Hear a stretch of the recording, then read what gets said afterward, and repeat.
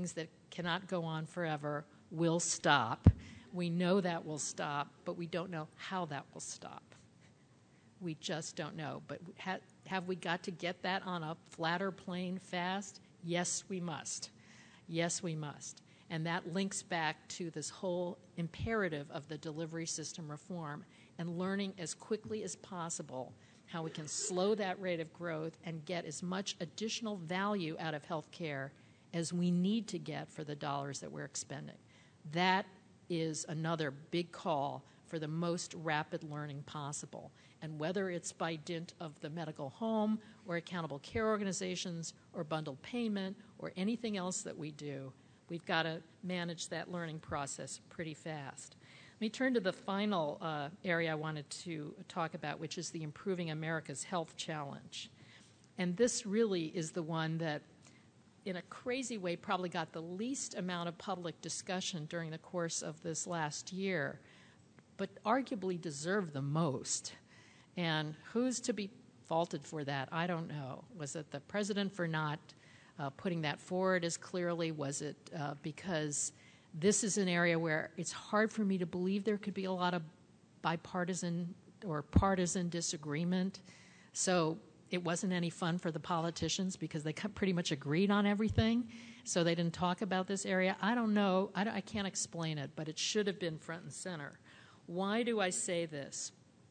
Because we know what we now have in the country. We have a country where there are growing disparities in health and growing disparities in health care, obviously, which we hope to address through health reform, but basically growing disparities in health. And I don't just mean racial disparities.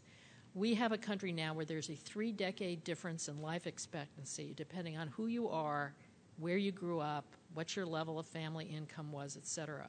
We have people who are the longest lived people in the world.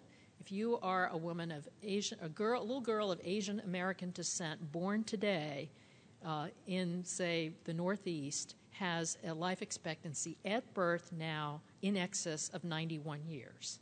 Longest life expectancy in the world. Contrast that with the average life expectancy of a black male born today, 68 years. Contrast that with the life expectancy of somebody born on an Indian reservation today, 58 years at best. What is the difference? It's the rates at which people are suffering from chronic disease. It's not anything really esoteric. You can even factor out things like, you know, your greater likelihood of being a victim of a crime if you're a black male. You take that out of the equation, black males are still dying sooner than many, many others. And a very recent study that was just issued, it's in a sequence of studies that have been done by a group at the Harvard School of Public Health, teaming with a group now out of the University of Washington. They looked at essentially the 4 risk factors that account for the majority of these differences in life expectancy. For example, Southern rural blacks have the largest reduction in life expectancy due to these factors. I'll say what they are in a moment. Asians have the smallest. These are Asian Americans.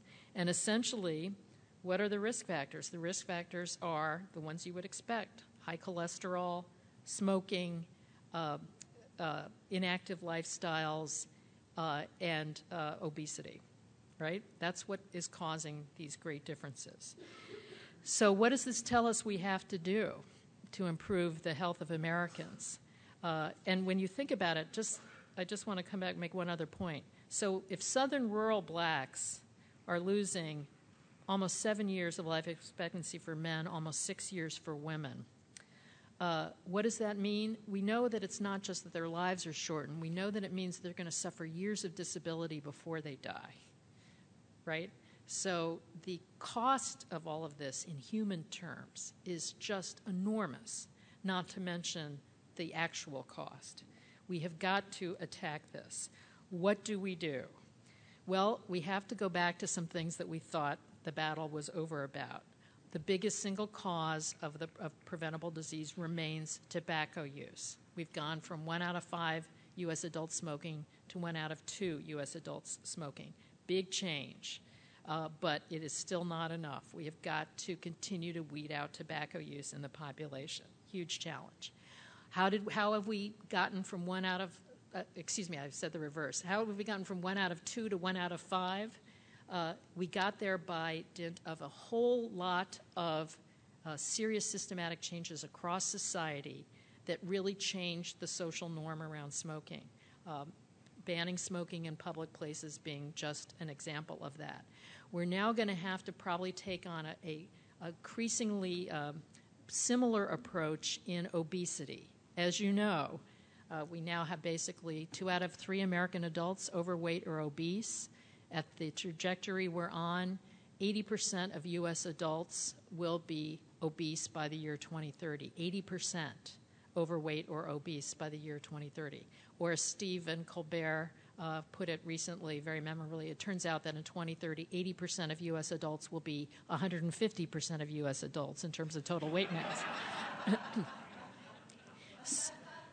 This is another one that can't go on. It must stop. We cannot conceive of this being the case in our country.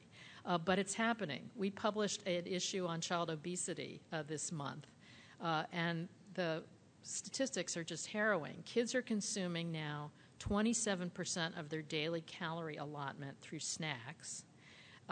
It's about a total of 200 calories more per day than kids were eating 20 years ago. You know what happens if an adult eats 200 calories more a day, which is basically a can of Coke, and doesn't offset that additional energy consumption through energy expenditure. A year later, you've gained 15 pounds, right? So imagine what happens when children are consuming an extra 200 calories and not working it off. This was actually, we published this study. It was actually the first, it was a big watershed moment for health affairs. It was the first time a health affairs article ever gave rise to a joke on The Tonight Show. To wit, Jay Leno talked about this study, 27% kids are snacking basically 24/7.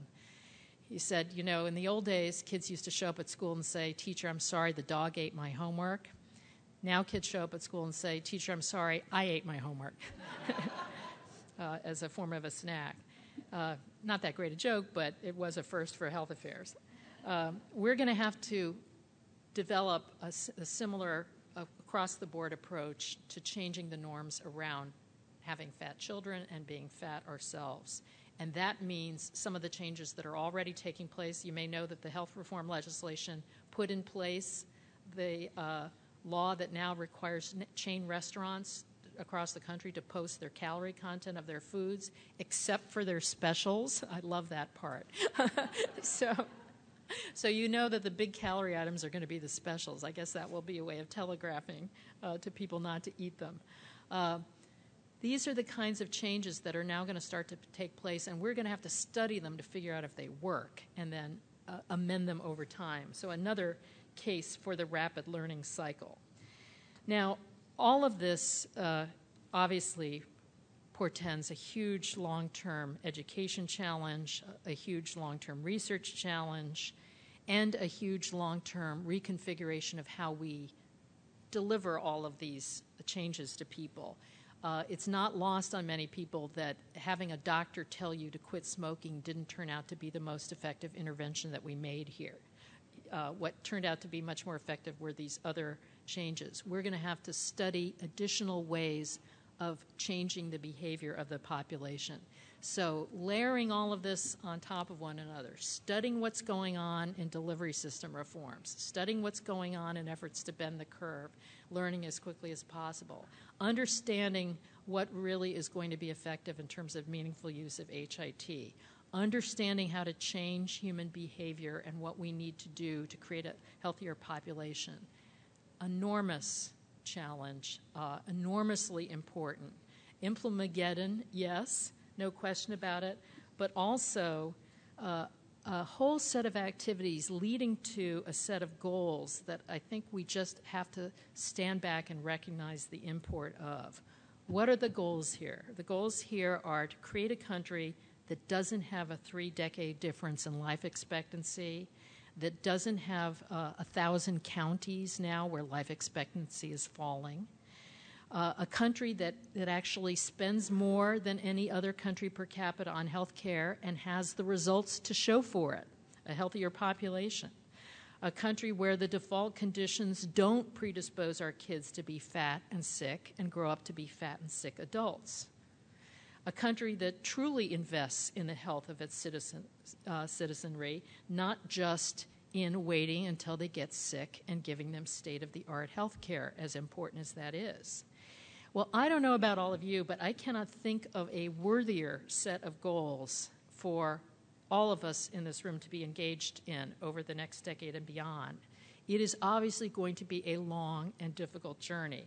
I think it'll be kind of like Lewis and Clark. If you've read any of the great histories of the Lewis and Clark expedition, they were making up the maps as they went along. You know, they were writing the maps as they went along. They set off with a big blob of an idea about what the Great West looked like, and then they found out. And they accomplished something truly worth accomplishing, and they left a legacy for generations of Americans that obviously we are still benefiting from. That is the appropriate analogy to look at what we are about to engage upon. I cannot think of anything more exciting and more rewarding than setting off on that adventure. I suspect you feel that way too, and I thank you for having me talk about all this morning. Thank you very much.